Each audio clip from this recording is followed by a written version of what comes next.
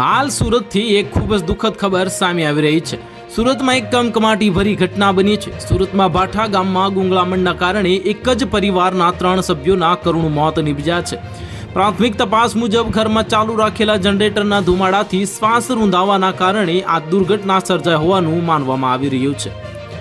ઘટનાની જાણ થતાં જ પોલીસ કાફલો અને ફાયર બ્રિગેડની ટીમ ઘટના સ્થળે દોડી આવી હતી અને વધુ તપાસ હાથ ધરી છે અને સુરતના ભાઠા ગામમાં જનરેટર ધુમાડાથી ગુંગળામણ થતાં 3 લોકોના મોત થયા છે।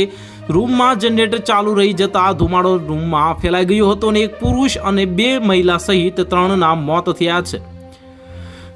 આ ઘટનાની જાણ થતાં પોલીસ કાફલો ઘટના સ્થળે દોડી આવ્યો હતો અને જાણ થતાં સ્થાનિક રહીશો પણ મદદે દોડી આવ્યા હતા અને પોલીસ સાથે મળીને સૌ પ્રથમ તો જનરેટર બંધ કરવામાં આવ્યું હતું અને મૃતદેહોને બહાર કાઢવામાં આવ્યા હતા।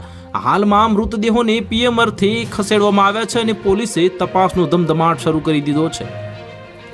સ્થાનિકો રહીશો અને પરિવારજનોના નિવેદન લેવામાં આવી રહ્યા છે। કયા કારણોસર આ ઘટના બની તે દિશામાં તપાસ શરૂ કરી છે અને ઘટનાની જાણ થતાં જ પોલીસ ઘટના સ્થળે પહોંચી ગઈ હતી અને વધુ તપાસ હાથ ધરી છે। પ્રાથમિક તપાસમાં એવું માનવામાં આવે છે કે ઘરમાં ચાલુ રાખેલા જનરેટરના ધુમાડાથી શ્વાસ રૂંધાવાના કારણે આ દુર્ઘટના બની હોવાનું સામે આવ્યું છે। તો હાલ માટે આટલું જ। મળીશું નવી અપડેટ સાથે। જો તમને અમારા વિડીયો પસંદ આવતા હોય તો વિડીયોને લાઇક કરી દેજો, ચેનલને સબસ્ક્રાઇબ કરી બાજુમાં આવેલા બેલ આઇકનને દબાવી દો જેથી તમને આવા સમાચારની અપડેટ મળતી રહે।